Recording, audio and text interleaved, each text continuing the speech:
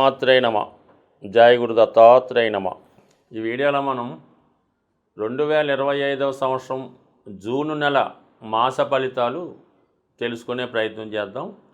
మరి ముందుగా ఈ నెల ప్రారంభంలో ఉన్నటువంటి గ్రహస్థితి పరిశీలించినప్పుడు మరి కుంభరాశి అందే రాహుగ్రహం ఫ్రెష్గా మే 18నే రావడం జరిగింది. సుమారు 1.5 సంవత్సర కాలం పాటు రాహు కుంభరాశి అందే సంచారం జరుగుతుంది.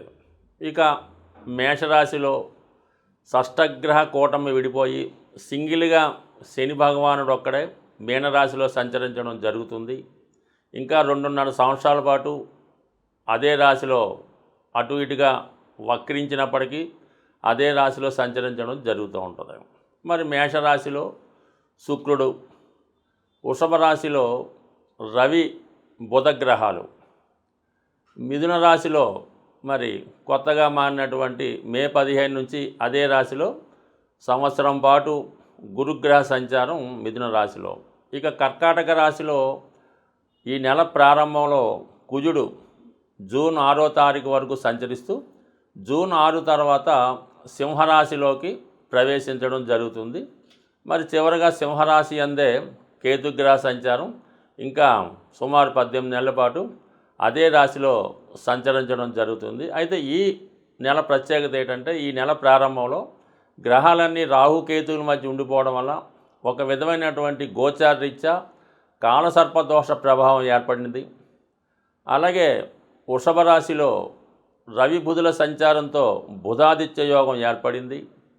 కర్కాటక రాశిలో కుజ చంద్రుల ప్రభావంతో చంద్రమంగళ యోగం ఏర్పడడం జరిగింది. ఈ 3 యోగాలు కూడా ఎంతో కొంత వివిధ రాశుల వారి మీద ఎక్కువ ప్రభావాన్ని చూపడం జరుగుతుంది. మీనరాశి వారికి 2025వ సంవత్సరం జూన్ నెల మాస ఫలితాలు పరిశీలిద్దాం.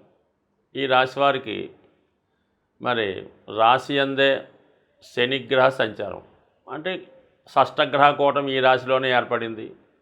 నెమ్మదిగా అది 5 గ్రహాలు 4 గ్రహాలు 3 గ్రహాలు మారి చివరికి శని ఒక్కడే ఏకాకిగా మీనరాశిలో సంచారం చేయడం జరిగింది. అంటే దీన్ని బట్టి ఏంటంటే గతంలో మీ చుట్టూ ఉన్నటువంటి బంధువులు మిత్రులు శ్రేయోభిలాషులు అందరూ కూడా మిమ్మల్ని చాలా వరకు వాడుకొని ఇప్పుడు మిమ్మల్ని ఒంటరిగా చేసి నీ పాటలేవో నువ్వు పడినైనా మాకేమి సంబంధం లేదని మిమ్మల్ని ఏకాకిగా విడిచిపెట్టినట్టు ఉంది మీ యొక్క స్థితి. అందువల్ల ఇప్పుడు ఈ మిగతా గ్రహాల ప్రభావం పోవడంతో కేవలం శని యొక్క ప్రభావం ఈ మీనరాశి వారి మీదే జరిగింది. అందుకని ఇప్పుడు వీళ్ళు చాలా వరకు వారి పని వారు చేసుకుంటూ చాలా కష్టపడి క్రమశిక్షణతో ఉండవలసి ఉంటుంది.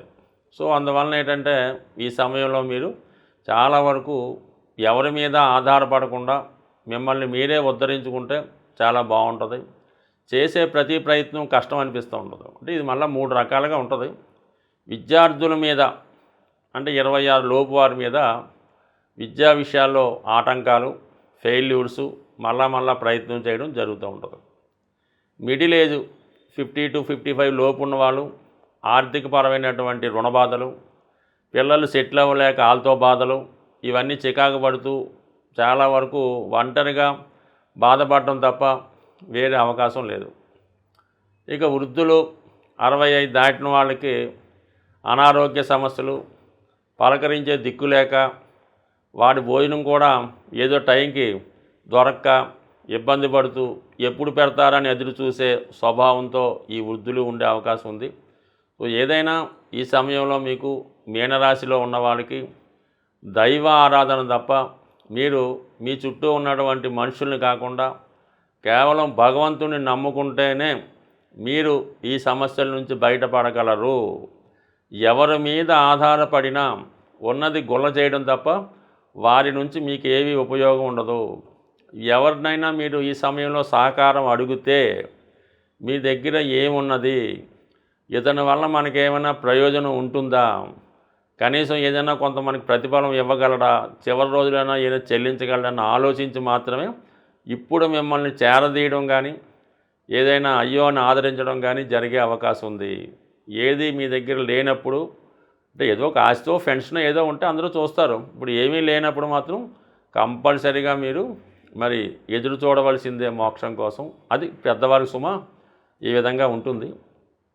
మరి రాహు 12లో ఉండడం వల్ల ఏదో కొన్ని అక్కర్లేని సమస్యలు వస్తుంటాయన్నమాట. అంటే గతంలో మనకి బాధ్యత పూర్తిగా తీరిపోయింది, ఇంకా మనకి సమస్య లేదు అనుకుంటాం. తిరిగి మళ్ళా ఆ సమస్య స్టార్ట్ అయ్యి మళ్ళా వాళ్ళ మీద ధనాన్ని వెచ్చించడమో వారి కోసం కష్టపడడమో జరుగుతుంటాయి. కొన్ని తప్పనిసరి పరిస్థితుల్లో కొన్ని బంధాలు మీకు ఏర్పడడం జరుగుతూ ఉంటుంది. ఇది గత జన్మలో చేసుకున్నటువంటి పాపమో పుణ్యమో ఈ జన్మలో మిమ్మల్ని వేధించే అవకాశం ఉంది. కాబట్టి దీనికోసం కూడా మీరు ప్రిపేర్గా ఉండవలసి ఉంటుంది.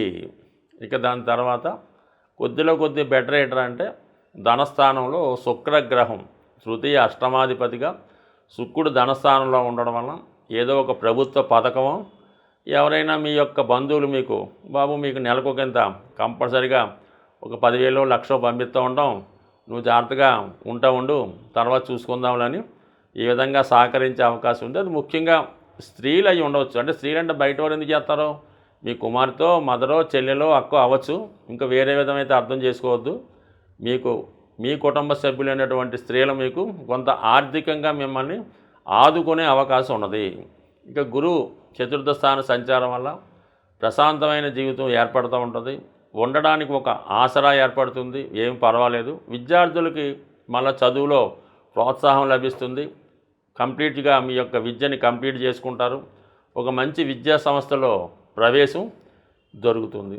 ఇంకా ఉద్యోగ ప్రయత్నాలు చేస్తున్న వారికి కూడా ఏదైనా ఒక పాఠశాలలోనో ఆధ్యాత్మిక సంస్థలోనో మీకు కొద్దిపాటి ఉపాధి అవకాశాలు లభించే అవకాశం. అంటే మామూలుగా హ్యాపీగా వెళ్తున్న వాళ్ళకి కాదు, ఎవరైతే కొద్దిగా ఈ దశ అంతర్దశల రీత్యా కొంత ఇబ్బంది పడుతున్నారో, ఉద్యోగం పోగొట్టుకొని ఉంటారో వారికి ఒక విధమైనటువంటి తేలికపాటి చిన్నపాటి ఉద్యోగం దొరికే అవకాశం ఉంటుంది. ఏదైనా ఒక ఆధ్యాత్మిక సేవా కేంద్రంలో దొరికే అవకాశం ఉంది. బట్ ఏదైనా మీనరాశి వారు చాలా జాగ్రత్తగా వ్యవహరించాలి, చాలా క్రమశిక్షణతో ఉండవలసి ఉంటుంది. మళ్ళీ ఏదో ఒక బంధం మిమ్మల్ని వెంటాడబోతుంది, ఏదో ఒక పెనాల్టీయో పనిష్మెంటో రాబోతుంది. దాని కొరకు జాగ్రత్తగా ఎదురు చూస్తూ ఆ వచ్చిన సమస్యను ఎలా పరిష్కరించాలని ఆలోచిస్తూ కాలక్షేపం చేయవలసి ఉంటుంది. అన్ని సమస్యలకి మూలం ధనం. అందుకే ధనం మూలం మిథం జగత్ అన్నారు. ధనం ఖర్చు పెట్టడం అన్నది చాలా సులభం, సంపాదించడం అన్నది చాలా కష్టం. అయితే ఈ ధనం సంపాదించడానికి ఒక సులువైనటువంటి మార్గాన్ని తెలియజేయడం జరుగుతూ ఉంటుంది. అది మీకు ఈ నెల ఫలితాల్లో ఈ అద్భుతమైనటువంటి ధనయోగాన్ని కలిగించే రెమెడీ మీకు చెప్పడం జరుగుతూ ఉంటుంది. ఇది కొంతవరకు మీరు చేయవలసిందల్లా ధనానికి అధిదేవత అయినటువంటి లక్ష్మీ అమ్మవారికి ఇష్టమైనటువంటి రోజు శుక్రవారం. ఈ శుక్రవారం రోజు మీరు ఏం చేయాలంటే ఒక మట్టితో తయారు చేసినటువంటి ఒక జాడీ అనొచ్చు, డబ్బులు దాచుకునే డిబ్బీ కూడా అనొచ్చు. పూర్వకాలం మట్టితోనే తయారు చేస్తూ ఉండేవి ధనం దాచుకునేవి. అందుకని ఈరోజు కూడా పాత ఇళ్ళై పడగొట్టినప్పుడు తవ్వినప్పుడు దొరుకుతూ ఉంటాయి కొంతమందికి.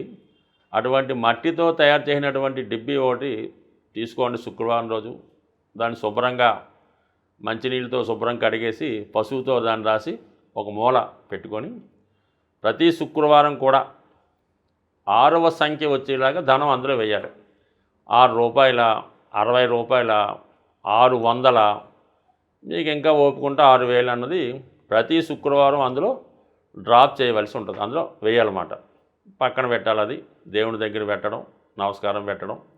అయితే ఈ శుక్రవారం రోజు మిగతా డబ్బులు మీరేమీ కూడా ఖర్చు పెట్టకూడదు. ఇందులో వేసిన ₹6 మాత్రమే అందులో వేయాలి. మిగతాదంతా కూడా ఆ రోజు ఏ ఒక్క రూపాయి కూడా మీ ఇంటి నుంచి బయటికి వెళ్ళకూడదు. అలాగని ఫోన్పేలు గూగుల్ పేలు చేయకూడదు. ఆ నియమం మీరు పాటించి ఈ శుక్రవారం మనీ వెళ్లకుండా ఉంటూ ప్రతి శుక్రవారం వీలైతే ఇంక పెంచుకుంటూ వెళ్ళిపోండి. దాని తర్వాత ఒక సంవత్సరానికో ఎంతో దాన్ని ఓపెన్ చేసి దాంతో ఏదన్నా ఈ వరలక్ష్మి వ్రతం ఎప్పుడైనా తీసుకోవచ్చు.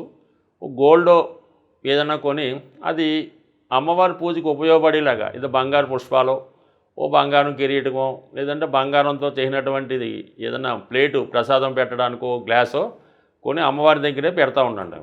ఇలాగ మీరు చేసుకుంటూ పోతే మీరు ₹6 సేవింగ్ మొదలెడితే అది మీరు వారానికి 6 లక్షల దాకా తీసుకెళ్ళినా కూడా మీరు ఆశ్చర్యపడక్కర్లేదు అవుతుంది. దాంతో మీరు చేయవలసిందల్లా ఈ గోల్డ్ కొని ఇది అమ్మవారికి ఏదో వస్తువు కొని పెట్టడం.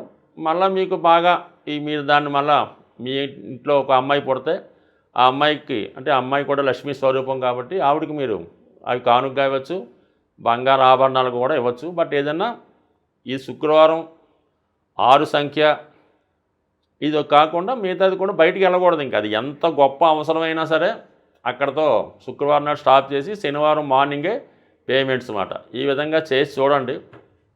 ఇంచుమించుగా నాకు తెలిసి ఈస్ట్ గోదావరి జిల్లాలో అపర కుబేరులు ఉన్నారు. వాళ్ళంతా కూడా ఈ నియమాన్నే పాటిస్తున్నారు. స్వస్తి.